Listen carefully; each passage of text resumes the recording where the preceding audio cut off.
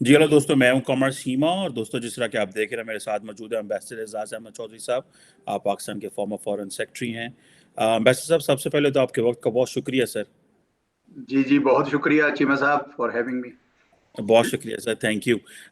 Sir, आपने एक बड़ा अच्छा आर्टिकल लिखा न्यू नॉर्मल के नाम से डॉन में, और बेसिकली आपने जो साउथ एशिया का जो न्यूक्लियर एक्सपीरियंस है उसके ऊपर बात की। और आपने कहा कि जो साउथ एशिया का जो न्यूक्लियर एक्सपीरियंस है वो दुनिया के न्यूक्लियर एक्सपीरियंस से डिफरेंट है। तो पहले तो ज़रा हमें ये बताएं कि हाउ डू यू सी, ये कैसे है डिफरेंट है। आपने जो एक बात की कि जो साउथ एशिया के अंदर कॉन्टिन्यूस कल्टीवेशन है मिसट्रस्ट की दोनों मुल्कों के दरमियान। So how would you elaborate sir this continuous mistrust, cultivation of mistrust, और ये जो न्यू नॉर्मल। जी सर। देखें, जो कहानी है मिसट्रस्ट की, वो तो बड़ी लंबी है, क्योंकि वो तो 1947 से ही शुरू हो गई थी।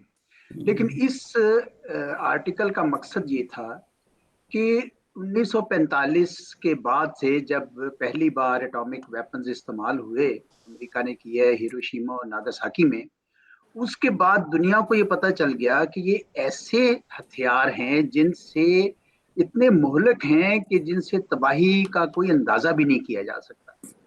तो ये जितनी न्यूक्लियर वेपन स्टेट्स थे, उस वक्त 5 थी। जब nuclear non proliferation treaty sign हुई 1968 में, तो 5 ने ये मुआहदा किया कि भाई आइंदा से हम डिसआर्म करेंगे। और आपस में अगर आप ये देखें, एक अनरिटन अंडरस्टैंडिंग है कि उन्होंने कभी डायरेक्ट अपनी जंग एक दूसरे के साथ नहीं की। ये जरूर हुआ है कि उन्होंने प्रॉक्सी वॉर्स की हैं, उन्होंने प्रोपेगेंडा वॉर्स की हैं, उन्होंने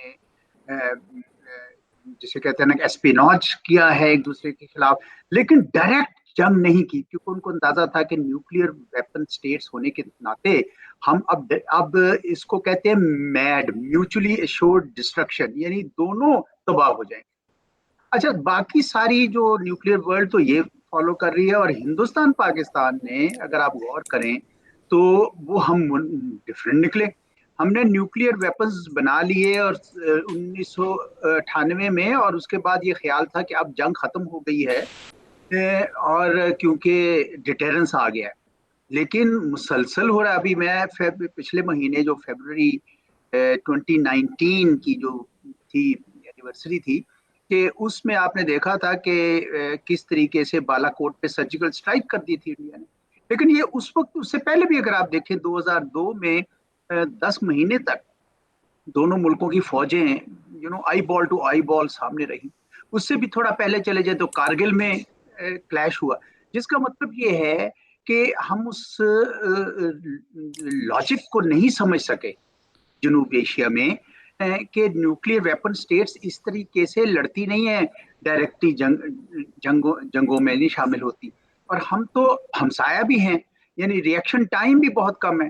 फिर आपको याद होगा कि इंडिया ने कहा कि कोल्ड स्टार्ट डॉक्ट्रिन हम करेंगे। आपको पता है कोल्ड स्टार्ट का मतलब यह है कि अपनी जो सारी फॉर्मेशन है वो बॉर्डर के करीब कर दें, और तेजी से ब्लिट्जक्रीग की तरह एक ऑपरेशन करें और वापस चले जाए before the international community reacts. जिसके जवाब में फिर पाकिस्तान ने वो शॉर्ट सर, लो लो यील्ड हाँ जी, लो यील्ड वेपन्स बनाए। क्योंकि तो मकसद मेरा कहने का ये कि ये इस किस्म की जो फिलॉसफी है हिंदुस्तान पाकिस्तान की, वो बाकी की जो दुनिया में जो न्यूक्लियर वर्ल्ड है उससे बहुत मुख्तलिफ है। और ये बड़ी डेंजरस है और बड़ी खतरनाक है। इसमें तबाही दोनों मुल्कों की हो सकती है, और बहुत बड़े स्केल पे हो सकती है। इसलिए ये मकसद इस आर्टिकल का ये था कि दोनों मुल्कों के जो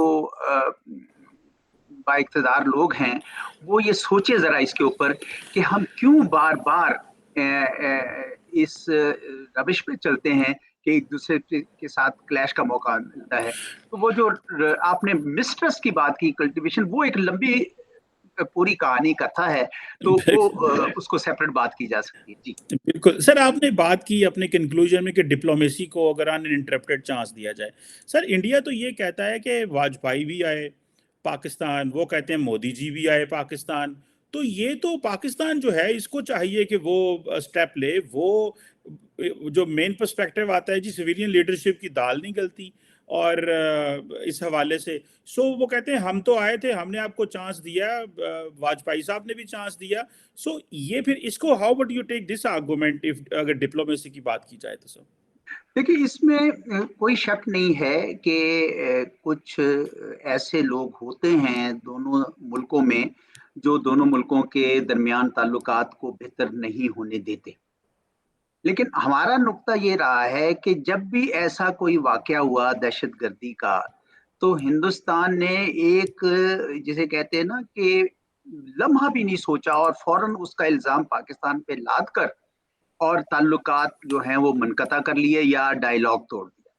ये था मकसद। अब मैं आपको मिसाल देता हूँ। मिसाल ये है कि जब 2004 से 2008 तक बहुत अच्छे तरीके से डायलॉग चला, तो मुंबई का वाकया हुआ तो उन्होंने फौरन उसको तोड़ दिया।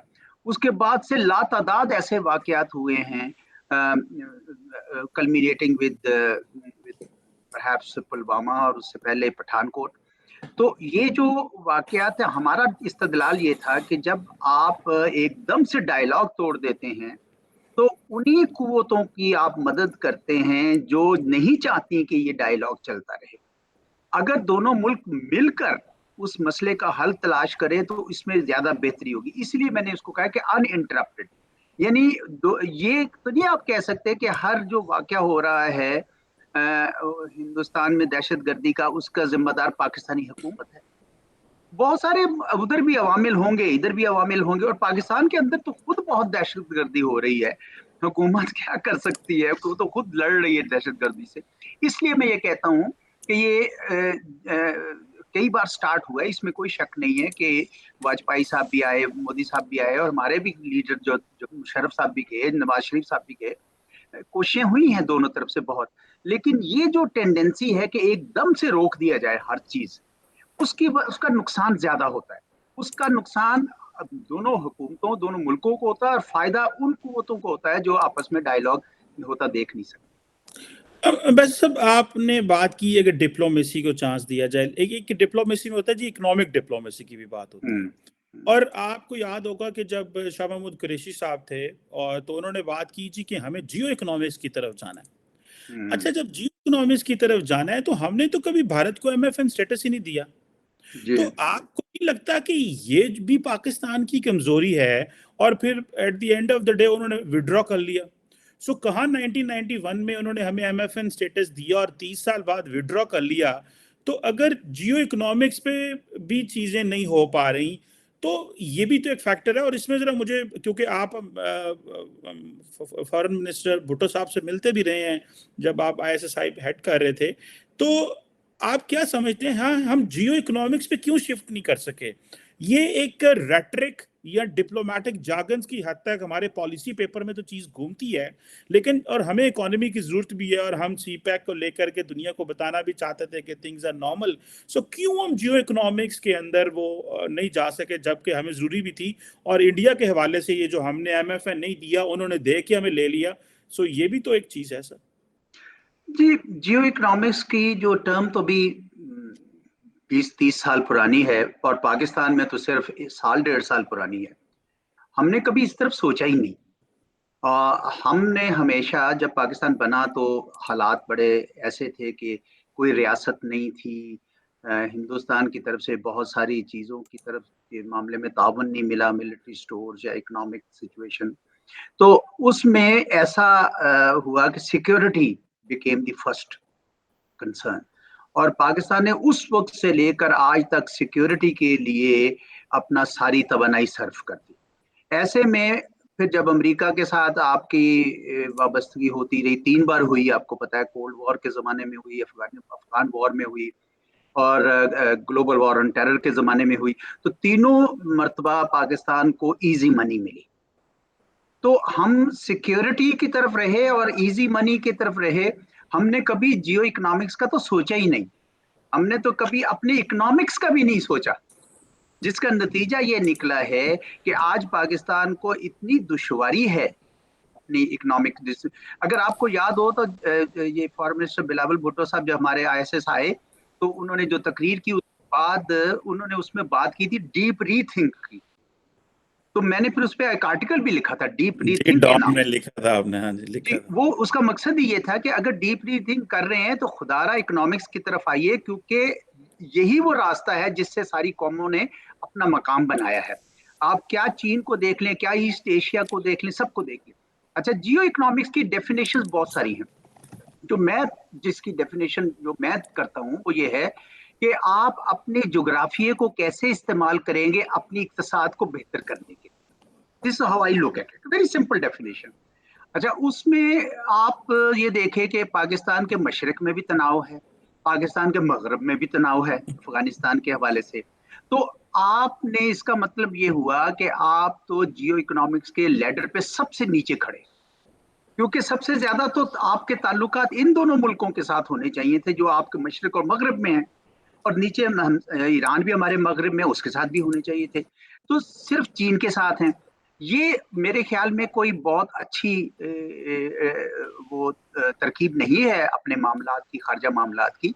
मैं समझता हूँ कि जियो इकोनॉमिक का बड़ा ही मुनासिब और सही मशवरा आया था जब नेशनल सिक्योरिटी पॉलिसी जनवरी 2022 में बनाई गई थी, जिसमें उन्होंने बड़ा क्लियरली ये कहा था कि अब जो है आपकी नेशनल सिक्योरिटी वो सिर्फ और सिर्फ ट्रेडिशनल सिक्योरिटी नहीं होगी, बल्कि इकोनॉमिक और ह्यूमन सिक्योरिटी भी उसमें शामिल होगी। तो आपको सबसे पहले अपने हमसायों के साथ ताल्लुकात को इक्तसादी रंग देना चाहिए। अब उस वक्त जब हिंदुस्तान ने आपको MFN दिया था 1996 के करीब, तो उस वक्त ये था कि ये मोस्ट फेवर्ड नेशन का उर्दू तर्जुमा करते थे, तो बहुत ही पसंदीदा मुल्क के तौर पर। तो वो शायद सियासी तौर पर उस वक्त हमारे हुक्मरानों ने समझा कि ये मुनासिब ना होगा, तो बल्कि मजहबी उन्होंने सियासी जमातों ने भी। जी जी।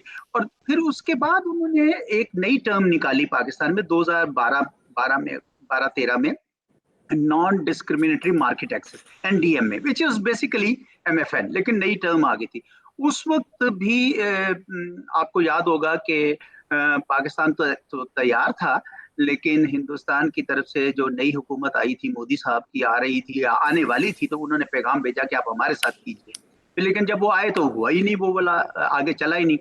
तो एक तो ये, दूसरा ये है कि पाकिस्तान और हिंदुस्तान की तजारत के हमें कुछ फवायद तो हैं बहुत सारे मामलात में, क्योंकि ट्रांसपोर्टेशन कॉस्ट नहीं है, एक बहुत बड़ा क्लियर एडवांटेज है।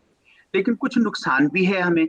नुकसान ये है कि हमने जब 2004 के बाद से तजारत आपस में हो रही थी, तो उसका जो बैलेंस था वो सारा हिंदुस्तान की फेवर में था, पाकिस्तान ज्यादा एक्सपोर्ट नहीं कर सकता था।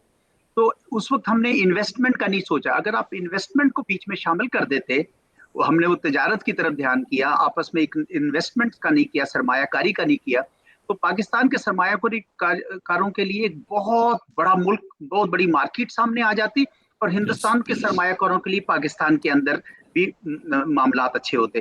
तो हमने उस वक्त सिर्फ तजारत का जहन रखा। इसलिए जब आप, मैं कहता हूँ ना जियो इकोनॉमिक्स, तो जियो इकोनॉमिक्स तो सारी मुकम्मल तौर पर करनी पड़ेगी ना। उसमें आपको अपने सारे इक्तसादी मफादात जो हैं वो देखने पड़ेंगे। तो आप हिंदुस्तान से और हिंदुस्तान आपसे फायदा उठा सकते थे।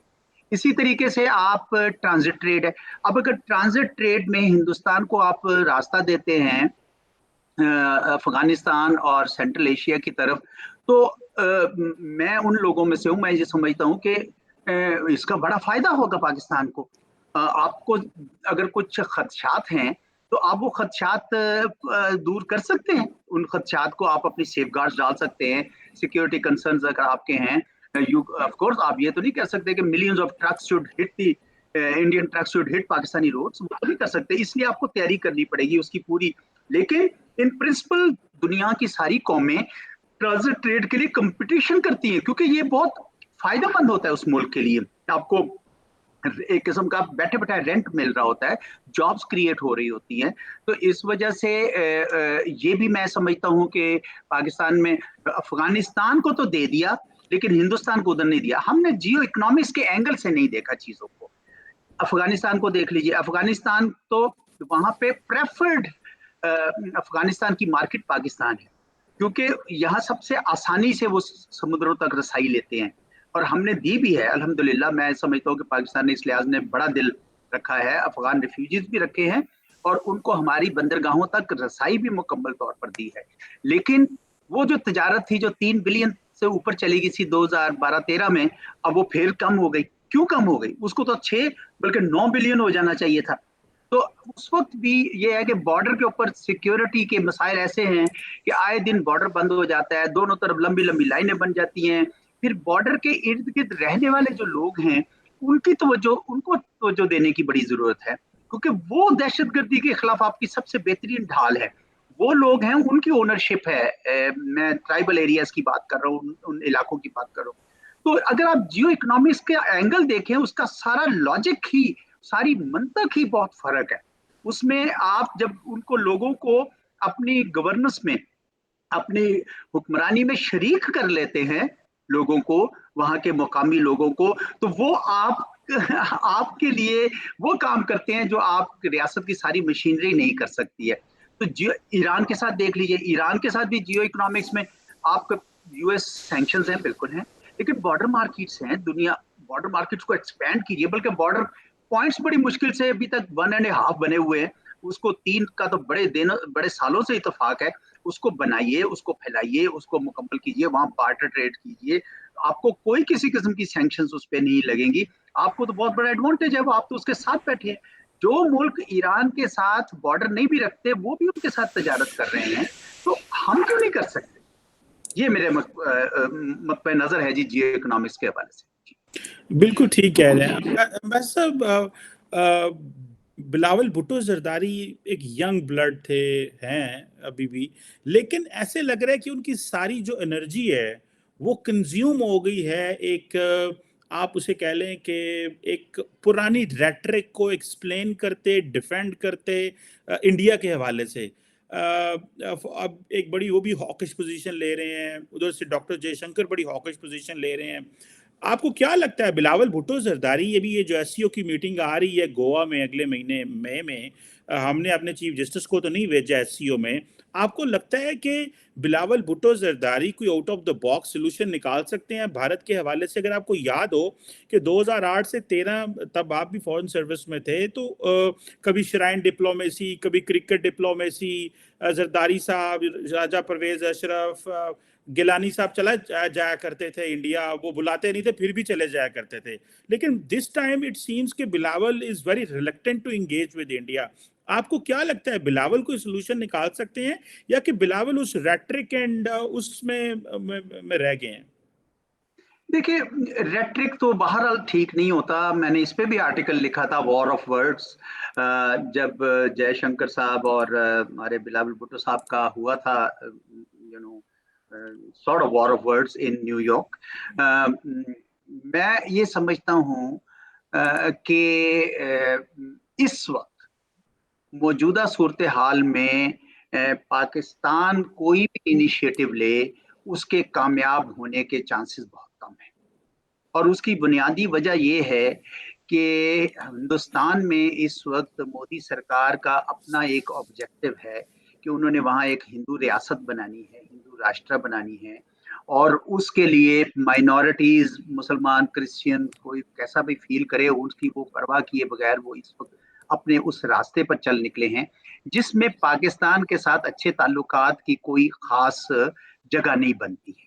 تو دوسری بات یہ ہے کہ ہندوستان میں یہ بھی خیال ہے کہ جو اس وقت پاکستان اپنے داخلی مسائل میں اتنا گھرا ہوا ہے کہ ہمیں اس پہ توجہ دینے کی نہیں ضرورت ہے.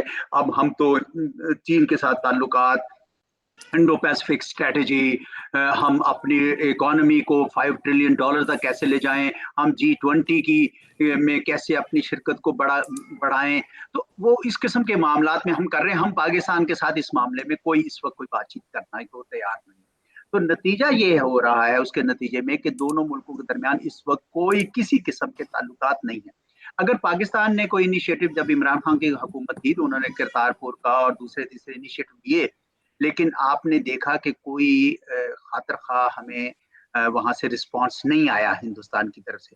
اس کی وجہ یہ ہے کہ ان کی اپنی داخلی سیاست جو ہے وہ ہندوتوا اور ہندو راشٹرا کی طرف گھوم رہی ہے.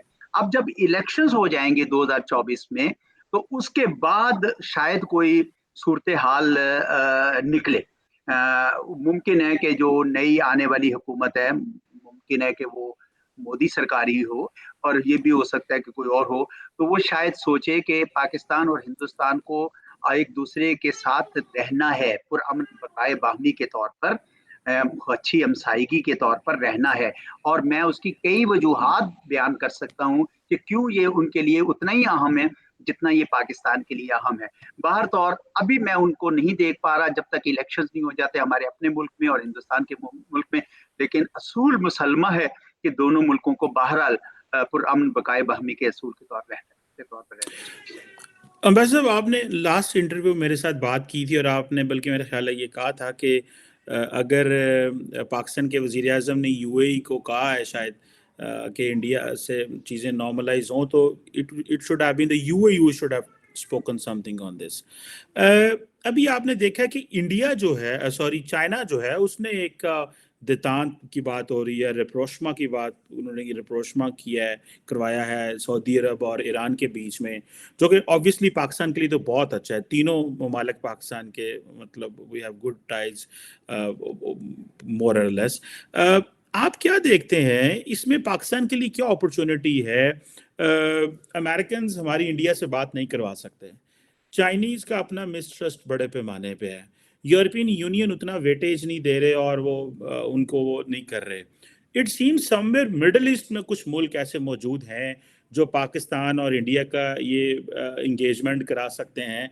आपको लगता है कि ये कुछ चीज़ हो सकती है? क्योंकि उधर इंडिया के अंदर जो नरेंद्र मोदी साहब हैं, he is very keen to get closer with the Muslim world. उनको बड़ा शौक है मैं मुस्लिम वर्ल्ड के करीब जाऊं, क्योंकि हिस्टोरिकली इंडिया ने रिलक्टेंट रहा है मुस्लिम वर्ल्ड से फॉर सो मेनी रीजंस। अब वो सारे टैबूज तोड़ दिए उन्होंने। तो आपको लगता है कि चाइना तो हमारी वो मदद नहीं कर सकता, अमेरिका भी नहीं कर सकता, बरतानिया भी, यूरोप भी नहीं कर सकता, तो मिडल ईस्ट अगर उसके ऊपर, अगर मिडल ईस्ट की हम ये बात मान लें कि हम पॉलिटिकली अपने अपने मुल्क के अंदर स्टेबिलिटी लेके आ जाएं, तो आपको लगता है कि मिडिल ईस्ट में कुछ ऐसी ताकतें हैं जो करा सकती हैं, और this is the right time कि अगर ईरान और सऊदी अरब एम्बेसडर साहब बैठ सकते हैं तो हम क्यों नहीं बैठ सकते? जी देखिए, इस्तदलाल तो दुरुस्त है आपका, लेकिन मैं उन लोगों में से हूं जो बायलैटरलिज्म, दो तरफा मामलात को कहीं ज्यादा अहमियत देते हैं। मैं समझता हूं कि थर्ड पार्टी को जब आप एंगेज करते हैं तो थर्ड पार्टी को आप एक लेवरेज दे देते हैं अपने ऊपर, और वो उसको इस्तेमाल करती है। लेकिन जहां पे लेवरेज थर्ड पार्टी के पास पहले ही हो, जिस तरह चीन के पास सऊदी अरब के साथ भी बहुत लेवरेज बनी, और ईरान के साथ भी, और पिछले चंद सालों से बहुत काम हुआ। आपको पता है कि उसकी तफसील मौजूद है सबके पास। तो चीन के पास तो वो लेवरेज थी, तो इसलिए वो ईरान और सऊदी अरब जब दोनों की ख्वाहिश पैदा हुई तो चीन उनको सबसे अच्छा मीडिएटर नजर आया। लेकिन अगर हिंदुस्तान और पाकिस्तान दोनों में आपस में ये ख्वाहिश हो जाए कि हम अपने मामलात को हल करना चाहते हैं, तो यकीनन आपका इस्तदलाल दुरुस्त होगा कि मिडल ईस्ट की जो कुव्वतें हैं, जिस तरह यूएई है, सऊदी अरेबिया है, जिनके हिंदुस्तान के साथ भी अच्छे ताल्लुकात हैं, हमारे साथ भी अच्छे ताल्लुकात हैं, वो यकीनन इस बेहतर पोजीशन में हैं कि वो पाकिस्तान और हिंदुस्तान के दरमियान मामलात को ताल्लुक बेहतर करवा सकें। लेकिन अव्वल शर्त वहीं पे भी है कि पाकिस्तान भी चाहे और हिंदुस्तान भी चाहे। जिस तरह सऊदी अरब ने चाहा और ईरान ने चाहा तो उनको एक वसीला मिल गया। हमारी तरफ भी ये होगा कि पहला कदम यही लेना होगा दोनों मुल्कों को खुद। और अगर ऐसा ही है तो फिर हम तीसरे मुल्क की तरफ क्यों जाएं? हम क्यों ना आपस में बैठ के मामलात करें? कई बार कोशिश हुई, आपको पता है लाहौर प्रोसेस हुआ, फिर मुशर्रफ के जमाने में पीस प्रोसेस हुआ, फिर नवाज शरीफ साहब के जमाने में 2015 में दोबारा जब मोदी साहब यहाँ पे लाहौर आ गए थे। तो ये सारे जो प्रोसेसेस हैं उसमें कोशिशें तो की गई हैं हमारी तरफ से। तो अगर इसमें वो खलल ना आता जिसका मैं जिक्र कर रहा हूँ, उसको तोड़ा ना जाता मामला को, तो शायद किसी ना किसी तरीके से हम उन अवामिल को भी काबू कर लेते जो पाकिस्तान हिंदुस्तान के मामलात को देखने नहीं चले। और जब तक इन दोनों के आपस में जो ट्रस्ट लेवल है वो बेहतर नहीं होता, थर्ड पार्टी के लिए काम करना बहुत ही मुश्किल है। अभी भी ईरान और सऊदी अरब ने इंटेंशन शो की है, अभी तो we will see how it goes. अभी उन्होंने आपस में फॉरेन मिनिस्टर्स ने मिलना है, डिप्लोमेटिक रिलेशन बढ़ाने हैं, फिर आहिस्ता, क्योंकि उनके यहाँ भी जो आपस में जो ताल्लुकात में जो तनाव है बड़ा गहरा है। लेबनान, सीरिया, इराक, यमन, बहुत गहरा तनाव है और सदियों पुराना पुराना है, अगर मैं ये कह सकूं।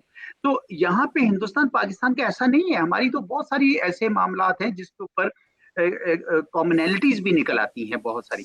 तो इस वजह से ये हो सकता है मुमकिन इन दोनों का आपस में अमन पुरअमन होकर रहना, अगर दोनों मुल्कों में ये ख्वाहिश पैदा हो जाए तो फिर दोनों रास्ते निकलते, दो तरफा बुनियादों पर भी और मशरक़ वुस्ता के किसी दोस्त ममालिक जो दोनों का दोस्त हो उसके रास्ते से। वैसे अब एक और मैं बात आपसे करना चाहता हूँ। आप जब मोदी साहब पाकिस्तान आए थे तो लाहौर में, तो आप उस मीटिंग में बैठे हुए थे लाहौर में, I think as a foreign secretary बैठे हुए थे। नवाज शरीफ साहब के ऊपर एक बात आती है जी कि वो बहुत ज़्यादा जो तना मोहब्बत, तना एक खुशी, एक बहुत कंफर्टेबल रहते थे, इंडिया को बड़ा है वो देते थे। शायद आपकी बुक में भी इसी कहीं से मैं देख रहा था, सोशल मीडिया पे चल रहा था कि कुछ चीज़ें शेयर की गई इंटेलिजेंस के हवाले से, तो उन्होंने कहा क्यों आप लोगों ने ये की हैं, या आपने कुछ को कमेंट्स को किए हुए थे। क्या नवाज शरीफ साहब ने वाकई कोशिश की थी भारत के करीब होने की, एंड उनको कंट्रोवर्शियल कर दिया गया? ये जो बातें होती थी कि वो लाहौर में जो है वो मोदी साहब का डेलीगेशन आया, उनको वीज़े नहीं दिए गए, वो ऐसे ही उतरे, ऐसे ही चले गए, फिर जी वो जिंदल साहब आए, वो मरी चले गए। तो ये एक तरफ कहा जाता है कि नवाज शरीफ फिर प्राइम मिनिस्टर मोदी के ओथ पे चले गए। तो आपको लगता है कि प्राइम मिनिस्टर नवाज शरीफ ने बड़ी कोशिशें की लेकिन समहाउ उनकी जो एफर्ट्स हैं उनको जेपरडाइज कर दिया गया, या कि ही वाज टू फास्ट, और जो बाकी इंस्टीट्यूशंस थे वो he was not taking on board to them? So as a foreign secretary, क्योंकि आपने वो प्राइम मिनिस्टर मोदी का विजिट देखा हुआ है और उनको रिसीव किया हुआ है एयरपोर्ट पे and all that, so how do you see this Nawaz Sharif साहब एपिसोड एंड मोदी साहब? जी देखिए, मैंने यकीनन अपनी किताब में इसका तफसीली जिक्र किया है। इसमें कोई शक नहीं है कि नवाज शरीफ साहब हिंदुस्तान से बल्कि अफगानिस्तान और हमसायों से भी अच्छे ताल्लुकात चाहते थे, और उन्होंने अपना जो पार्टी मैनिफेस्टो था जिस पे उन्होंने इलेक्शन लड़ा था उसमें भी ये चीज दाखिल की हुई थी। तो ये कोई सीक्रेट नहीं है। 1990-91 में भी जब थे वो, उस वक्त भी उन्होंने कोशिश की। फिर वो जब लाहौर प्रोसेस 97 टू 99 वाले में, उसमें भी कोशिश की। और जब इसमें तीसरी बार तक उसमें आए, इख्तिदार में आए, तब कोशिश की उन्होंने। उन्होंने कभी इसको सीक्रेट नहीं किया है। उनकी हमेशा से ख्वाहिश ये रही है कि अगर हिंदुस्तान पाकिस्तान के दरमियान ताल्लुकात नॉर्मल हो जाएं और पाकिस्तान अफगानिस्तान के साथ भी नॉर्मल हो जाएं तो यहाँ खुशहाली की लहरें आ जाएंगी, लोग मसरूफ हो जाएंगे, कारोबार चलेंगे, कारखाने लगेंगे और लोग जो हैं वो खुशहाल हो जाएंगे। ये उनकी एक विजन है। अब मैं इस विजन के ऊपर कोई किसी किस्म का सवालिया निशान नहीं लगा सकता। ये तो पाकिस्तान के आवाम के लिए बहुत बेहतरी और बहुत अच्छी विजन है एक लिहाज से। जहां मैंने अपना व्यू दिया है वो ये है कि इस विजन पे पाकिस्तान की जो और स्टेक होल्डर्स हैं उनको साथ लेकर चलना भी, वो भी हमारे वजीर आजम नवाज शरीफ साहब की जिम्मेदारी थी। मेरे ख्याल में वो शायद उसमें मुकम्मल तौर पर नहीं कर सके, उनका एतमाद नहीं बहाल कर सके। और दूसरी बात यह है कि पाकिस्तान के अवाम को भी वो उस तरीके से साथ नहीं लेके जा सके अपना, जिस तरीके से अगर वो बना लेते तो उसके आगे सामने कोई भी खड़ा नहीं हो सकता। फिर तो पाकिस्तान, जहां पाकिस्तान के अवाम चाहेंगे जो चीज, उसको उसके आगे तो कोई कुव्वत खड़ी नहीं हो सकती। लेकिन आप इस असूली तौर पर इस विजन से इख्तलाफ नहीं कर सकते हैं कि पाकिस्तान के ताल्लुकात हिंदुस्तान, अफगानिस्तान और दूसरे हमसायों से बहुत अच्छे होने चाहिए, और इनकी आपस में इक्तिसादी ताल्लुकात बेहतर होंगे तो खुशहाली आएगी, पाकिस्तान के अवाम के लिए बेहतरी होगी। मैं समझता हूँ ये विजन नवाज शरीफ साहब की दुरुस्त थी और इससे कोई किसी किस्म का इख्तलाफ नहीं है। और बड़ी हद तक बाकी जो लीडर भी आए हैं उन्होंने भी कोशिश की है कि वो इसी विजन के मुताबिक काम करने की कोशिश करें। एक आखिरी सवाल करूंगा, और वो उसमें है कि आपने बात थी की, लेकिन सर मेरे ख्याल है इमरान खान साहब एस्टैब्लिशमेंट चाहती थी लेकिन इमरान खान साहब जो है वो इस प्रोसेस में वो नहीं आगे चले। फॉरेन ऑफिस की सर क्या असेसमेंट थी एज ए फॉरेन सेक्रेटरी, जो प्राइम मिनिस्टर मोदी का जो विजिट था कि आनन फानन अफगानिस्तान से आ रहे हैं, जा रहे हैं और कह रहे हैं जी कि I want to stop in, आपकी बर्थडे है, आपकी जो है वो मरियम साहबा की आई थिंक बेटी की शादी थी, तो वो जी रुक रहे हैं और मैं मुबारक देना चाहता हूँ। फॉरेन ऑफिस की क्या असेसमेंट थी प्राइम मिनिस्टर मोदी के इस विजिट की, کیا انہوں نے بس ایویں ہی سمجھا کہ ٹھیک ہے میں آ رہا ہوں؟ کیا انہوں نے اس تکلف کا فائدہ اٹھانے کی کوشش کی کہ ٹھیک ہے یار میں ایسے بھی کر سکتا ہوں، یا زیادہ اچھا ہوتا کہ وہ ایک پراپر پلان کر کے پراپر سسٹم کے ذریعے آتے تو شاید زیادہ چیزیں اس سے کچھ نکل سکتی؟ سو آپ کی کیا فورن آفس کی آپ کی کیا اسیسمنٹ تھی پرائم منسٹر مودی نے جو وزٹ کیا تھا وہ جو کچھ گھنٹوں کا؟ دیکھیں، پہلی بات تو یہ ہے کہ وہ آپ کے گھر آئے تھے، آپ تو نہیں جا رہے تھے نا. تو جب کوئی آپ کے گھر آتا ہے تو وہ کیا پیغام دیتا ہے آپ کو؟ دوستی کا پیغام دیتا ہے. تو یہ کیسے، یہ تو ہمارے کلچر میں ہی نہیں ہے کہ کوئی میرے گھر پہ آ جائے اور میں دروازہ بند کر دوں، میں کہوں جی آپ نے اچھا نہیں کیا. بلکہ وہ تو اس لحاظ سے تو میں سمجھتا ہوں کہ وہ وزٹ جو ان کا کیا تھا وہ ایک انیشیٹو تھا جو مودی کا اپنا سٹائل تھا، ٹھیک ہے نا، واجپئی کا اپنا سٹائل تھا، منموہن سنگھ کا اپنا سٹائل تھا، ہر ایک کا اپنا سٹائل ہوتا ہے. وہ اسی قسم کے کام کرتے رہے ہیں، ہندوستان میں بھی اسی طرح ہی کرتے ہیں. تو وہ جو وہ سمجھتے ہیں مناسب انہوں نے سمجھا اس وقت. لیکن اس کے پیچھے ایک پورا بیک گراؤنڈ تھا، ایسے نہیں اچانک ہو گیا تھا. اگر آپ اوفا کا دیکھیں، جولائی میں جو میٹنگ ہوئی تھی اس میں پاکستان نے تھوڑی سی ایک لحاظ سے ایک ٹیکٹیکل میرا خیال میں ریٹریٹ کی تھی کہ یہ اس میں جڑ جائیں. اور جب بینکاک میں آئے تو آپ نے دیکھا کہ انہوں نے جوائنٹ سٹیٹمنٹ میں کشمیر کا ذکر کیا، ممبئی کا ذکر نہیں کیا. اور پھر جب اسلام آباد میں آئے 10 دسمبر کو تو پورا آپس میں سشما سوراج صاحب آئی، دوبارہ کمپریہنسو بائی لیٹرل ڈائیلاگ دوبارہ ریزیوم ہو گیا. اور 15 جنوری کی ڈیٹ فکس ہوگی ان کے فارن سیکرٹری آنے کی. وہ بھی انہوں نے کہا اچھا وہ آئیں گے فارن سیکرٹری ان کے، اور یہاں پہ وہ ڈائیلاگ کریں گے کشمیر کے اوپر، فل فلیج سیگمنٹ کے اوپر اور پیس اینڈ سیکیورٹی کے اوپر. اور ایسے میں 25 دسمبر کو وہ واپس جا رہے تھے اپنے ملک میں. ان کو آپ کو پتا ہے کہ مودی صاحب کو بہت تنقید ہوئی اپنے ملک میں جا کے، اپنے کانگریس کی طرف سے، دوسرے لوگوں سے، کہ بھئی آپ نے یہ کیا کیا ایک دم سے. But this is his style. لیکن آئے تو وہ آپ کے گھر تھے. میں سمجھتا ہوں کہ پاکستان کو اس کو پازیٹیولی دیکھنا چاہیے تھا. یہ پورا ایک پروسیس چل رہا تھا دونوں ملکوں کو قریب لانے کا، اور اس کو اس طرح چلے. صرف جس طرح میں نے کہا نا کہ پاکستان میں یہ بدقسمتی رہی ہے کہ پاکستان میں سارے سٹیک ہولڈرز ایک ہی وقت پر اس معاملے میں اکٹھے نہیں ہو پاتے ہیں، اور شاید ہندوستان میں بھی نہیں ہو پاتے ہیں. اسی وجہ سے تو یہ جھگڑا چل پا رہا ہے. ورنہ اگر ایک بار یہ سارے ایک طرف ایک ویژن پہ آ جائیں، اس لیے میں جیو اکنامکس کو بڑی اہمیت دیتا ہوں کہ جیو اکنامکس کے ذریعے یہ وہی ویژن جو نواز شریف صاحب کی ویژن تھی یا اور بھی پاکستانی لیڈرز عمران خان صاحب کی اور سب کی ویژن تھی کہ ہندوستان کے ساتھ تعلقات کو نارملائز کیا جائے. یہ جو ویژن ہے یہ اس کے اوپر اگر سارے سٹیک ہولڈرز ایک ہی وقت میں آن بورڈ ہو جائیں دونوں ملکوں میں تو یہ معاملہ چلتا رہے گا، اور یہ بہت فائدے مند ہوگا پاکستان اور ہندوستان کے لیے بھی، اور میں سمجھتا ہوں کہ خطے کے امن کے حوالے سے بھی بہت بہتر ہوگا. بالکل ٹھیک کہہ رہے ہیں سر. یہ obviously at the end of the day آپ کی بات صحیح ہے. جیو اکنامکس جو ہے یہ ہمیں بائنڈ کر سکتی ہے اور بارڈر کھول سکتی ہے، پبلک کو کنیکٹ کر سکتی ہے، اور یہ ایک دن ہوگا انشاءاللہ. انڈیا میں بھی چیزیں سیٹل ڈاؤن ہو جائیں، یہاں پہ بھی چیزیں سیٹل ڈاؤن ہو جائیں، اور یہ obviously پبلک کی ایپیٹائٹ ہے. بھلے ایک لارجر ایک ہم نے وہ چیز کریٹ کی ہوئی ہے، ماحول اتنا کوئی کنڈیوسیو نہیں ہے، لیکن آئی ہوپ کہ things will better. Thank you very much ambassador صاحب. Sir it's always talking to you. بہت شکریہ. Thank you very much. Very kind.